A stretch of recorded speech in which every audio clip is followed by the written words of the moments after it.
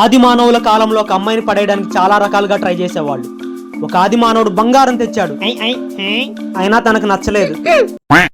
ఒకడు డాన్స్ చేశాడు, జుంబారే జుంబకుచా జుంబకు జుంబకుచా, వాడు కూడా నచ్చలేదు. ఒకడు కవిత్వం చెప్పాడు, వాడు కూడా నచ్చలేదు.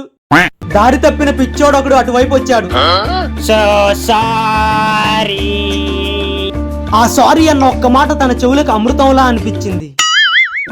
సారీ. ఆ చిన్న సారీతో వాళ్ళిద్దరు ఒకటయ్యారు. సారీ. కొంతకాలానికి ఆది మానవుడు సారీ అన్న పదాన్ని మర్చిపోయాడు. గారి ఇడ్లీ లారీ.